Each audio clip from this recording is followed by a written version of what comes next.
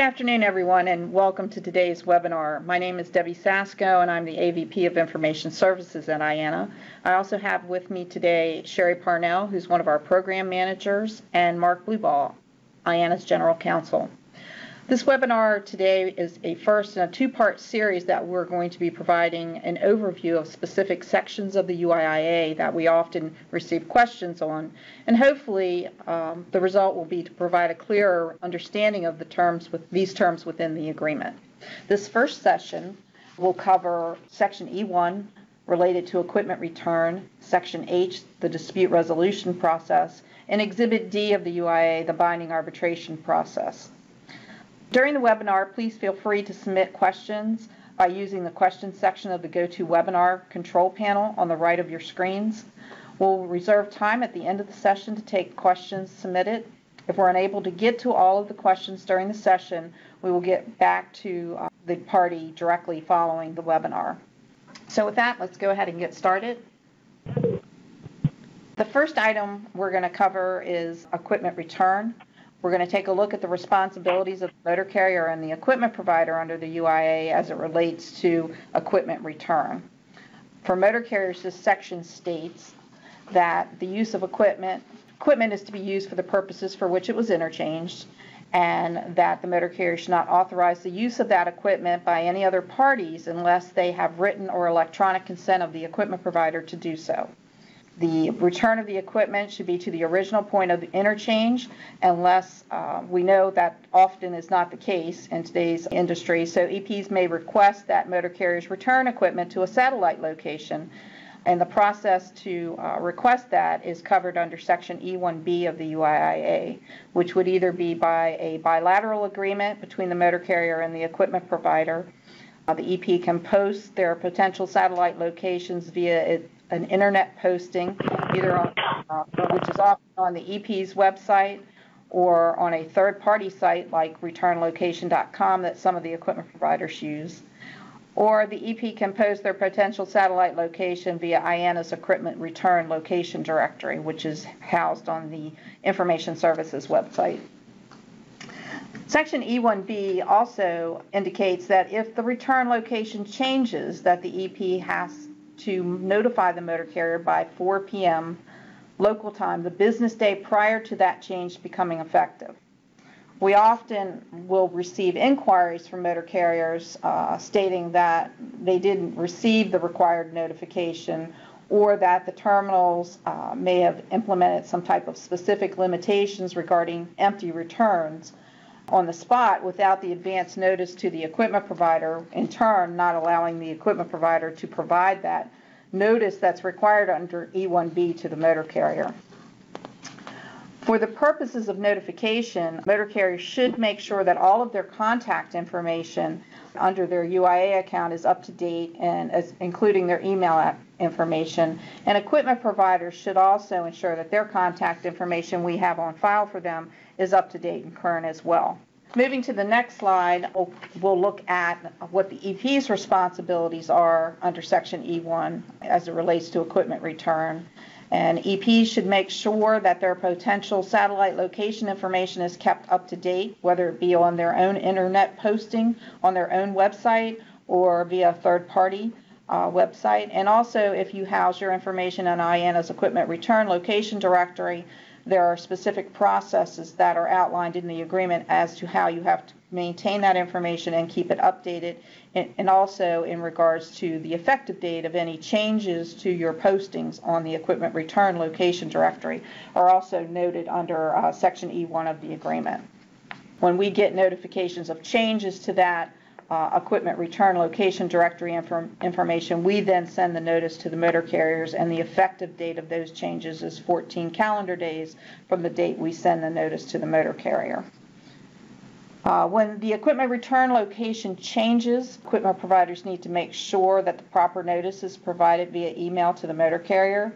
That notice, again, has to be provided by 4 p.m. local time, the business day prior to that change becoming effective. This would include limitations or restrictions that a terminal may impose that in turn may impact the motor carrier's ability to return equipment to the intended return location. We know that many times the steamship lines are not made aware of these types of restrictions that are set by the marine terminal operators in advance, which makes it difficult sometimes for them to provide the required notice to the motor carrier. Consequently, it's very important that the EPs make sure that they communicate with the facilities that they use and make them aware of what their obligations are under the UIIA so that they can in turn provide the advance notice to the motor carrier when that equipment return location changes, since that's their obligation to do so under Section E1B of the agreement. When you look at the marine terminal operators, these entities are not signatories to the UIIA, so they're not contractually obligated to the terms of the agreement. As mentioned previously, this is why it's extremely important that the EPs make the marine terminal operators that they use aware that when terminal restrictions or limitations are implemented, that the EP needs to be made aware of that information as soon as possible so that as a UIEP, they can then comply with the notification requirements that they are required to do under Section E1B. Slide number 5 here, we receive questions sometimes, often regarding what motor carriers should do if they do not receive the required notice of changes to a return location that's required under Section E1 of the agreement. What this slide does is outline some of the actions that motor carriers can take. First, they should contact the specific EP, let them know that they didn't receive the required notice of change in the return location.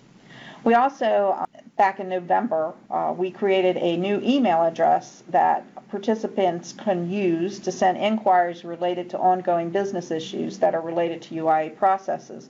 And that email address is uiaissues@uia.org. In this instance, if the proper notice is not provided by the EP, the motor carrier can send an email to the UIA issues address. And what we need you to do is identify the EP that you're indicating didn't comply with the notification requirement. And you also need to provide an example of what the noncompliance was. And that can be a copy of a screenshot from the terminal or the EP identifying that the equipment return information has changed on the same day it is to become effective, and that you weren't provided with notification of that. What we'll do then, we check that UIA issues email address on a daily basis. If we get notification via email from a motor carrier of any type of noncompliance, we'll then notify the equipment provider and make sure that they are aware, or that they make their various offices aware of what their obligations are under Section E1. And a record of that email will also be maintained by our office so that should an arbitration claim come in, the motor carrier or whichever party can use that email notification as part of their supporting documentation to say their dispatch records or whatever. Another question we receive often is what types of charges are covered under the UIA as it relates to equipment return, as well as questions related to motor carrier compensation for services rendered. As you can see from this slide, that per diem charges, maintenance and repair charges, and chassis use rental charges are the types of charges that are covered under the UIA as it relates to equipment return. The chassis use rental charges would be applicable if the chassis provider is a UIA participant.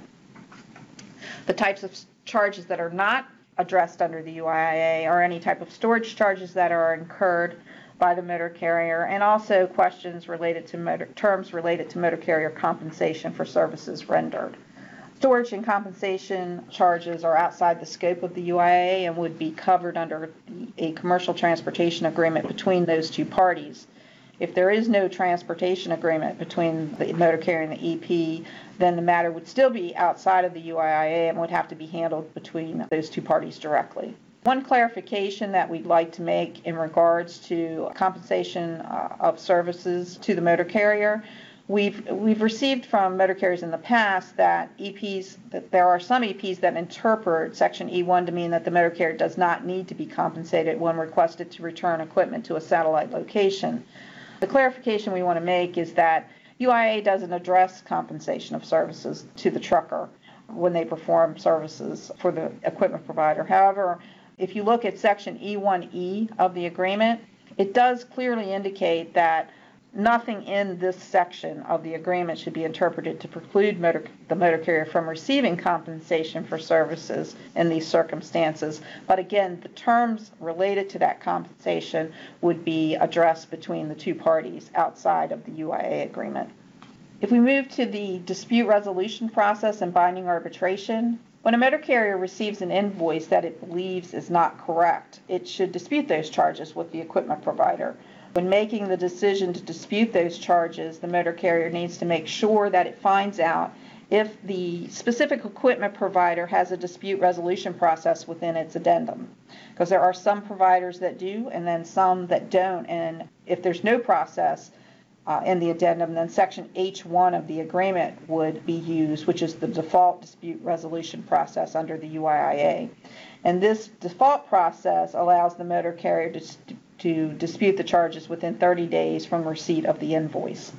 It's important that when you're disputing charges that you include supporting documentation with your dispute that supports your argument that you don't believe you're responsible for the charges based on the terms of the agreement.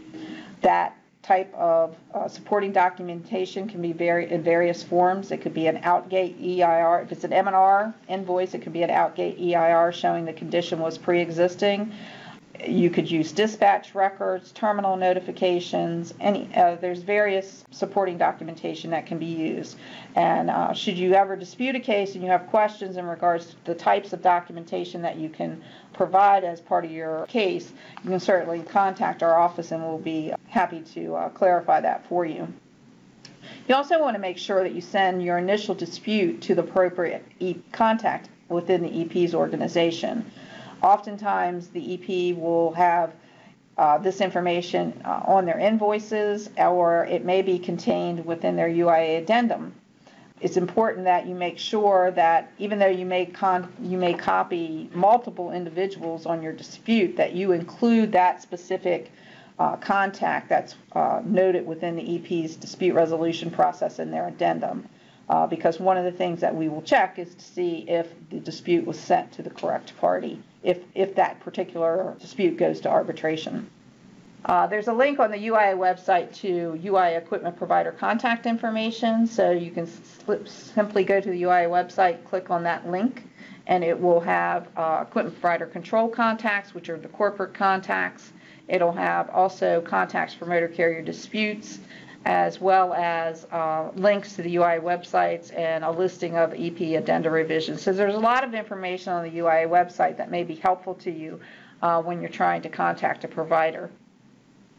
Okay, and motor carriers need to make sure that you allow the EP the time frame that they're allowed to respond to your dispute. So if an equipment provider has a dispute resolution process within its addendum, it may indicate that they have a certain number of days to respond to your dispute. So you have to allow that time frame for them to respond before, if you're thinking about submitting that claim for arbitration, you would need to allow that full time frame for the EP to respond. So for example, if an EP has 30 days to respond to your dispute, you would not be able to submit that dispute for binding arbitration until that 30-day time frame had elapsed. So on the 31st day, if you've not gotten a response from that equipment provider, you would then be able to submit the claim for binding arbitration if that's what you chose to do. And the same thing would follow if the dispute was being submitted by the invoicing party, which would be the equipment provider. There's certain time frames that have to be allowed and met before that claim can be submitted for binding arbitration. Slide 8 here just shows you some statistics from our binding arbitration process since its inception. It was put into the UIIA in 2008. It's been a very useful tool, we believe, based on the feedback that we've gotten from participants as an alternative method for trying to resolve disputes outside of them going to a legal avenue. So you can see the metrics here that since its inception, we've had 794 cases come into the process. Out of those 794, 514 of them have actually met the criteria. And the 280 that did not meet the criteria, most of that was based on that it was due to time frame issues. Maybe that and the motor carrier may not have disputed the charges within the proper time frame, or it may have been in regards to the types of charges that was submitted under the binding arbitration. But then you can see the breakdown of the cases that met criteria. We have had 324 cases go completely through the process and have a decision rendered. 183 cases have actually come in, and then prior to them going to the arbitration panel for determination, they were resolved between the parties. So that's a good thing, that it may have taken the submission of it under the binding arbitration, but then the parties looked at it again and determined this is something that we're going to either cancel the charges, or it's not. We don't need to take it to arbitration. And then we currently have 7 cases that are currently pending under review. And you can see at the bottom the case decisions rendered. We've had 47% of the cases have been rendered in favor of the motor carrier, 40% in favor of the EP, and then 13% were a split decision. And a split decision would mean that there were multiple charges involved in the case, and when the panel looked at it, they found a portion of those charges in favor of the EP and then a portion in favor of the motor carrier. When you look at the types of charges that are acceptable for binding arbitration, there's 3 types. It can be a per diem, invoice involving per diem charges, an invoice involving maintenance and repair charges, or an invoice involving equipment use rental charges. And the equipment use and rental charges, again, would be those related to a chassis provider that was a UIIA participant. Some of the types of charges that sometimes are submitted and are not currently acceptable would be misuse charges, cleaning charges, or lost, stolen, the depreciated replacement value charges. But if you notice under the per diem charges, if you do have per diem charges that resulted from equipment that has been lost and stolen, those charges are acceptable for binding arbitration. So if you receive those types of charges and you dispute them and you don't, there's no resolution between the parties in regards to that dispute, then you certainly have the option to submit that claim for binding arbitration. And as I indicated earlier, we do look at the binding arbitration timeline. So when we get a case, we take a look at it to ensure that the following timelines have been met. One, that the invoice party initially disputed the charges with the EP within the established time frame, either within the EP's dispute resolution process in its addendum, or if there is no process in the EP's addendum, then we look at the time frame under Section H1, which, as I mentioned earlier, is you have 30 days from receipt of the invoice to dispute those charges. We also look to make sure that the claim was submitted within 15 calendar days of the EP's denial of the motor carrier's dispute. This means as soon as the EP responds that the dispute is declined, that 15-day clock starts. Consequently, if you think you want to arbitrate the charges, you would need to ensure you met this time frame or the case would be rejected. And there's many times that there's lots of communication that goes on back and forth between the equipment provider and the motor carrier, but what we're looking for when we look at the case to determine when that 15-day time frame starts is we're looking at when the EP actually came back and indicated we are denying your claim. So that's the terminology, or that's the point that we're looking for to start that 15-day clock. And as mentioned before, the motor carrier should allow the equipment provider the full time frame that they have to respond before they actually submit the claim for binding arbitration. So if the EP has 30 days to respond, you need to allow that 30-day time frame to go forward before you actually submit the case for binding arbitration. The next slide here, the criteria we look at is when we get a binding arbitration claim is we look to make sure that it's an acceptable type of charge. So either it's a per diem dispute, a maintenance and repair dispute, or it's an equipment use rental charges dispute. We also look to see if the initial dispute was done within the time frame that was set forth in the dispute resolution process, either in the EP's addendum or in the base agreement. If that default process is used and there's no process within the EP's addendum. And we also look to see if the claim was submitted within the 15-day time frame from the EP's response and that all required documentation has been submitted with the claim when we get the notice of intent form. So with that, I think Sherry Parnell, again, is on the line with us today, and she handles all the administrative work associated with putting together the arbitration cases. So she's now going to provide an overview of how to initiate a typical arbitration claim, including going over the types of supporting documentation that are needed and the various steps in the arbitration process that can be found in Exhibit D. She's works with these cases and has been working with them since the inception of the DRP case, so I'm going to turn it over to her now. Sherry? Thank you, Debbie. So we're getting a lot of questions in, so we will be hopefully answering some of those questions that are coming in the remaining of the webinar. So in order to properly review your claim, you will need to provide the following required documentation. These are required documents that you need to provide to our office in order for us to review your claim. The Notice of Intent form, you will need to complete the top half of the Notice of Intent form and send it to our office with the following documentation. Basis of dispute, which is a statement from your company stating the reason why you're disputing the invoice that includes the following details, which is the invoice date, invoice number, and the amount you are disputing. The date you received the invoice from the equipment provider, the date you disputed the invoice, and the date the EP responded to your initial dispute. The provision of the agreement you are basing your dispute on. You'll need to include copies of the invoices being disputed, the in and out gate EIRs that pertain to each invoice, the email communication between your company and the equipment provider showing that you have properly disputed the invoice with the EP, along with the EP's response to your dispute. If it's an M&R maintenance and repair claim, you will need to include the AGS gate images or any photos that were provided to you by the equipment provider, but the images do need to be in JPEG format. If they're provided in a PDF, they're just very hard to read. So if you can get it in JPEG, that's the best way to provide your images, as well as any other documentation that you wish to submit to prove your claim. The example of additional supporting documentation may include email communication showing terminal closures, row closures, the terminal restrictions or limitations within the facility. You have the dispatch records that show the driver attempts to gain access to the facility but was turned away. Now, if you have any screenshots or any detailed information that you can provide, you want to provide that in your documents. Any emails, any screenshots, anything that would pertain to your claim. Any email notification sent to the UIIA showing the EP's non-compliance with the required notification of change in equipment return instructions.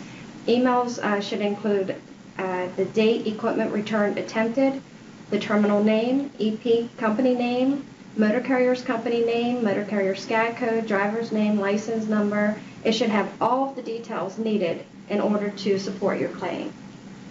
Any turnaway tickets, if provided by the facility. If they do not provide turnaway tickets, try and get, again, screenshots, written notices, anything that can show that your driver was turned away and why.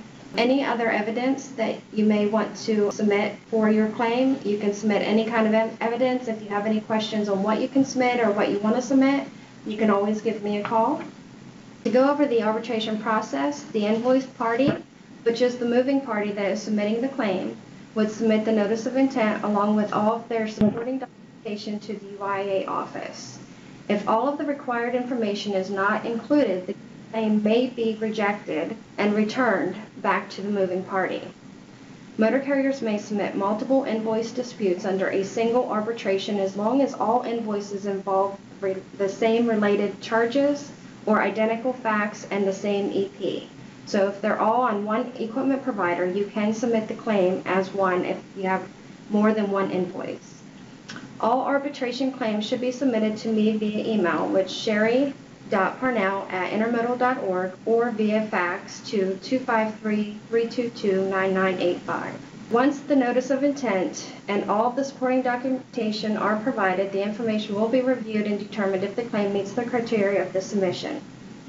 One thing I want to add here on that last issue with the case, all the supporting documentation, everything has to be provided at one time. So when you submit that notice of intent form, you need to have all of your other required notification included with that. Now what Sherry does is she'll review that information, and if there's anything missing, she will come back to you and let you know that, and then give you an opportunity to provide that missing information. But it's important that you get your case together before you submit that notice of intent form. Sherry, I'm sorry, go ahead. Okay, so upon review, if it is determined that the submitted claim has already been reviewed and has already been through, then the claim will be dismissed. A copy of the previous decision will be forwarded to the involved parties, which is the moving and the responding parties. The decision in the former proceeding will be applied to the current claim. The involved parties, moving and responding parties, will have 10 days to provide additional information on why the precedent decision does not apply to the current claim, or why the previous decision poses a conflict with the agreement. Upon receipt and review of the information, UIIA will commence the arbitration process. So you'd have to provide us information on why you feel that that decision, that previous decision, does not pertain to the claim. There has to be a reason and there has to be a difference. If the claim is determined to meet the criteria, it will be then forwarded to the involved party, which is the invoicing party, for comment. They will have 15 days to provide their comments. Once the comments have been received by the responding party, the case will be compiled for an arbitration panel's review. So we will send it over to the panel for review and determination. And one item in regards to the items that Sherry just covered, there are oftentimes that we'll get cases that will involve similar types of issues where there's been a prior case decision rendered. So what she just went over is, if we receive a case and there's been a prior decision, then we will then forward that prior decision to the involved parties, and that will be the decision in the case, unless either the parties can provide evidence or documentation that indicates they don't feel this prior decision applies to their current circumstances under this dispute. So if you submit one of those claims and Sherry comes back to you with that information, she'll make it clear that this case has been looked at before and its decision has been rendered in those particular set of circumstances. And then it'll be up to the involved parties to determine if they have additional documentation that separates their claim from the prior decision. So once the comments are received by the responding party, we will compile the arbitration packet and send it over to the modal arbitration panel members for review and determination. The arbitration panel members will have 45 days to render their decision. Once the decision has been rendered, both invoicing party and invoice party will be advised of the decision. The losing party will be responsible for the arbitration filing fee associated with the case. No appeal process is offered under the binding arbitration process. All decisions rendered by the panel are final. The arbitration case decisions are posted on the UIIA website and should be used as a reference tool to determine if a previous case decision with similar circumstances has already been rendered by the panel. If you go to the UIIA.org's homepage and scroll down past the orange box to the binding arbitration language, which Debbie's going to pull up here, it's right underneath the orange box. So it says binding arbitration process. You want to click on the view prior case decisions. And then if it's an M&R repair, you would click there and go by the section of the agreement. Or if it's a per diem invoice dispute, you would go under the per diem. From here, I'd give it over to Debbie to finish the webinar. As Sherry indicated, that when cases are received, they're reviewed by the modal panel members, arbitration panel members. So if it's a case involving a steamship line and a motor carrier, it would go to an ocean carrier and a motor carrier panel member to review. The current members of the Intermodal Interchange Executive Committee serve as the arbitration panel members. Currently, we have 5 teams that we rotate on a monthly basis that review cases. If the 2 modal panel members that are reviewing the case can't reach a consensus on the decision in the case, then the case goes to the senior arbitration panel team for final determination. And that senior arbitration panel is comprised of the longest tenured IIC members from the motor carrier, ocean, and rail sectors. The final determination for the case is based on the majority decision of that senior arbitration panel. We don't have a lot of cases that get to that point where the 2 modal members cannot reach a consensus, but if there is ever a situation where they can't, that's how the arbitration case is handled. It then goes to that senior panel member, senior panel team for final determination. And all decisions are rendered based on the terms and conditions of the UIIA and the actual equipment provider's addenda that's involved in the case. We also currently get a lot of questions sometimes on whether a suspension of the motor carrier's interchange privileges can be done while the charges are being disputed or while they're under arbitration. Motor carrier's interchange privileges cannot be suspended by the EP for charges that are under arbitration while the decision is being rendered.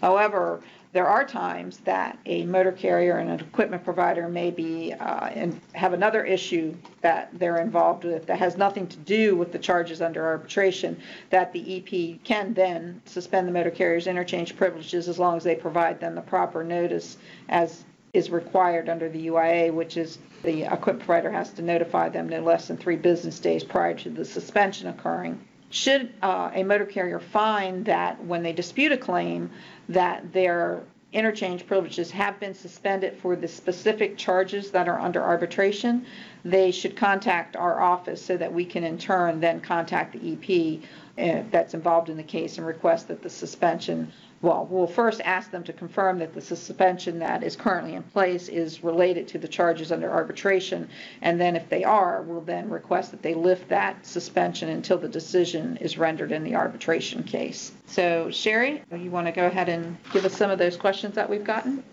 This one here is, aren't the MTOs agents of the marine terminals and considered so in the UIIA? Okay, so the question was, aren't the marine terminals considered agents of the steamship lines and then part of the UIIA? And the answer to that question is no, they interchange equipment on behalf of the line, but they're not signatories to the UIIA. So they're not obligated to the terms and conditions of this agreement, the actual marine terminal themselves. The equipment providers have to ensure that those marine terminal facilities that are interchanging their equipment, though, however, because the equipment provider is a signatory, they have to make sure that they're doing so in compliance with the UIIA. So that's why I mentioned earlier in regards to equipment return information that it's important that the equipment providers make sure that those terminals they use know that they have to provide that notification of changes to equipment return information to the motor carrier within a specific time frame, because then it allows them to provide the notice they're required to under that section E1B. So on the DRP, what if the EP doesn't answer at all to their dispute? Okay, so the question was, under the binding arbitration process, what if the EP does not respond at all to the motor carrier's initial dispute of the charges? And in that case, the motor carrier has to allow whatever time frame that equipment provider has to respond. So if the EP has 30 days to respond and then they don't respond, then you can submit the claim for binding arbitration out on the 31st day. And you just indicate when you submit your claim that you disputed it on this date and you received no response from the equipment provider. And then you would provide all your other supporting documentation in the case, and then we would then put the case together. It would go to the equipment provider for comment, and they would then have to indicate whether if they thought they had responded, they would have to provide evidence that they had responded to the claim. So all of that information would then be compiled and sent to the arbitration panel for review and consideration. Can a motor carrier dispute of charges resulting from not receiving the required notification from the EP when the equipment return location changes? Okay, so the question, if you weren't able to hear that, can a motor carrier dispute charges resulting from not receiving the required notification from the EP when the equipment return location changes? And the answer to that question is yes. If that dispute involves per diem or maintenance and repair charges that resulted from that notification not being provided, then you can certainly have the right to dispute those charges first with the equipment provider, and then again, if there's no resolution between the parties relating to that dispute, then as a UIIA participant, you would have the opportunity to submit that for binding arbitration if you elected to do so. Where do I get the intent to dispute form? Okay, there was a question as to where do you get the binding arbitration packet information. You can get that information on the UIIA website. Again, if you go to our home page, if you scroll down to the bottom, There's right under the orange box, there's a binding arbitration section. There's a link to download the packet there. And then if you want to view prior case decisions, if you go to that page, there's another link here to download that packet.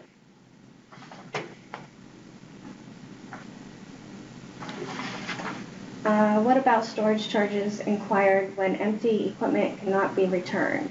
How can the motor carrier get compensated for these charges? Okay, so the question was about storage charges are incurred when empty equipment cannot be returned, and how does the motor carrier recoup those charges? And again, the terms of compensation for storage charges are outside of the UIIA. And would be addressed within a commercial transportation agreement between the motor carrier and the EP. What email address does the EP have to send changes to equipment return notifications to? Okay, the question was, what email address does an equipment provider have to send changes, the equipment return notification changes to?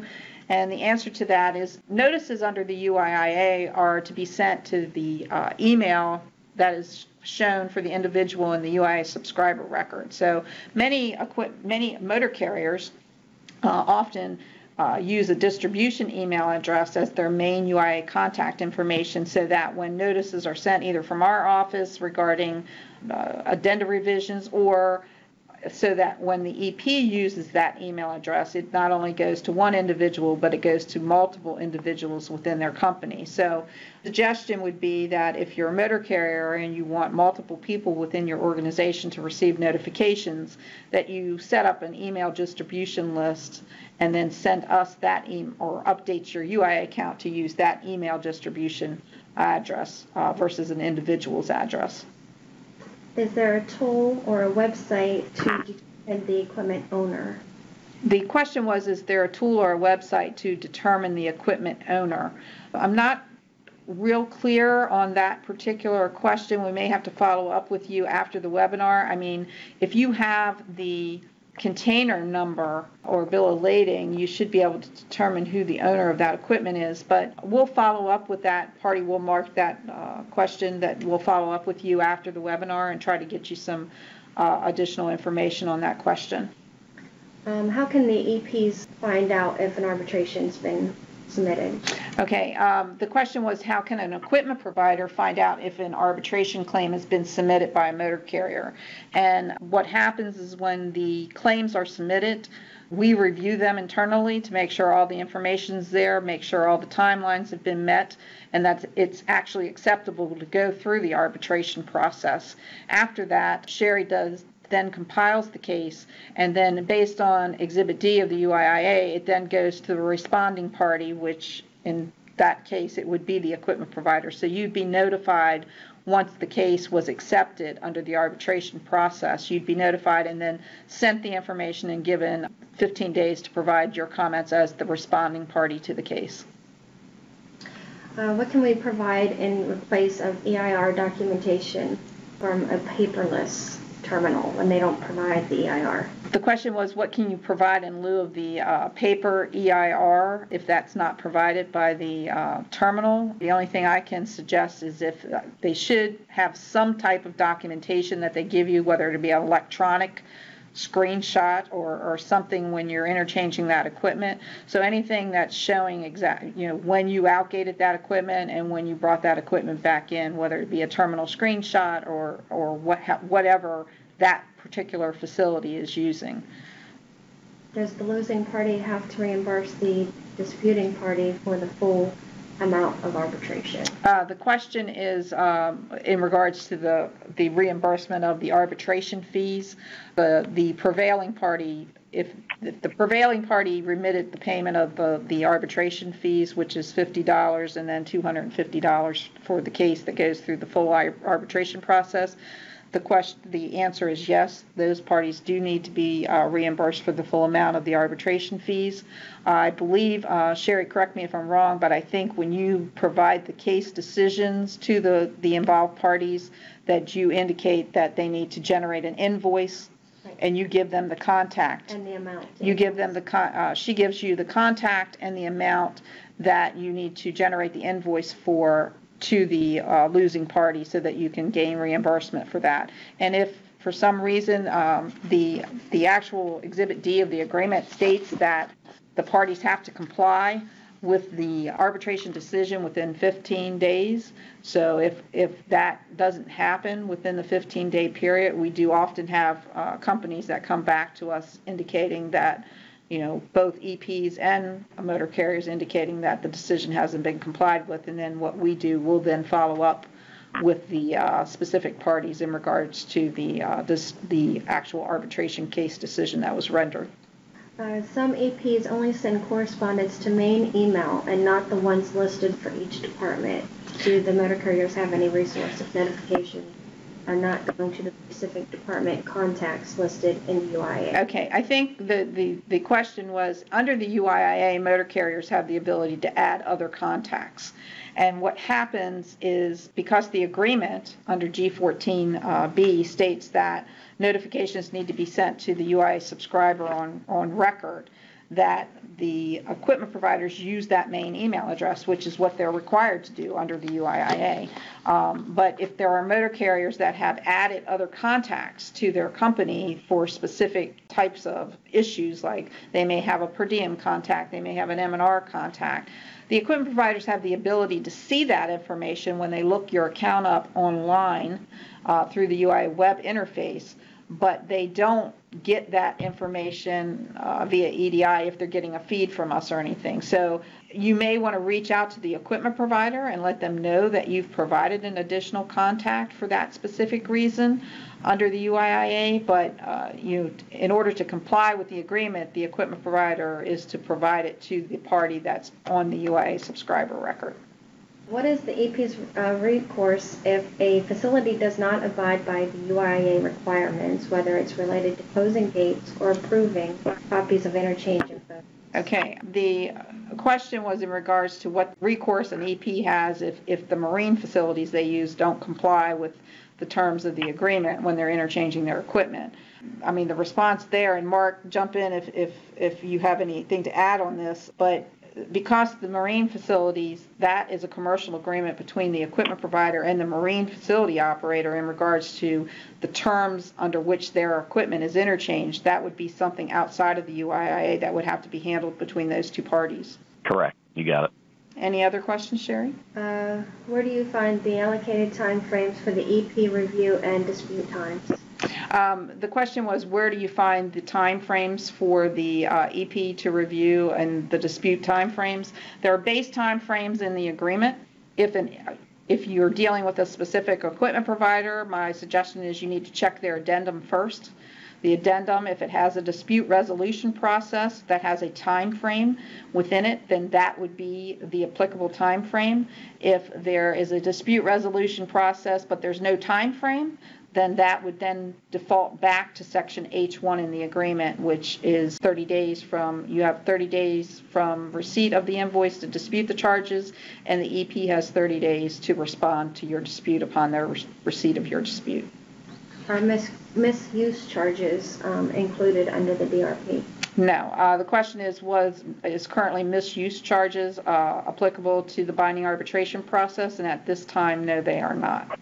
The acceptable types of charges are per diem charges and maintenance and repair charges and equipment use rental charges, which would be applicable associated with chassis providers for the rental of the leasing of their chassis. Can you dispute per diem charges for equipment that you didn't pick up?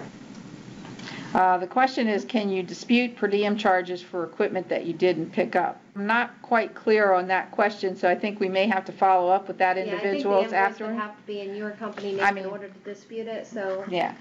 I mean, the part of the documentation that has to be submitted for a binding arbitration claim is the actual invoice, and that invoice has to be in your company's name in order to show that you're being charged for those particular charges that you're disputing. But we'll note that when and follow up with that individual that submitted that question as well. Are chassis pools bounded by the UIIA agreement? The question was, are chassis pools binded by the UIIA agreement? And the answer to that is depending on whose chassis you're using and within that pool. If the chassis is being interchanged as part of the UIA equipment provider's interchange of both the container and the chassis, if it's falling under that UIA equipment provider's contract with your company, then yes, it would be covered under the UIA. But if you are paying chassis rental fees for the use of that chassis to track FlexiVan or DCLI, who are currently not, or the major chassis providers, but they're not currently UIA participants, then the answer is no. Then anything related to the terms and use of those chassis when you're paying chassis rental fees to those providers would be outside of the UIA and covered under your commercial agreement with those particular chassis providers. What happens if the EP sends the invoice after 30 days? How can I dispute it? Okay, the question was, what happens if the EP sends the invoice after the 30-day period? Well, it depends on what the time frame is for the EP to send that invoice. If it's a per diem invoice, the equipment provider has 60 days from the date you return the equipment to invoice you for those charges. So if they're outside of that time frame, then of course you then, as the motor carrier, would have the ability to dispute those charges based on that reason. And then, hopefully the issue would then be able to be resolved between the parties. But if not, then you would then have the ability to submit that claim for binding arbitration. So I think we're about at the time frame. Questions regarding the UIIA can be directed to our general mailbox at uia@intermodal.org, or again, if you have related ongoing business process issues that are associated with UIA provisions, then you can send those items to uiaissues@uia.org. That email box is checked once a day for items. And thank you again for attending the webinar. And don't forget, the second webinar in this series will be held on June 18th. Information regarding that session will be sent out to UIA participants shortly. And have a good afternoon. Thank you very much.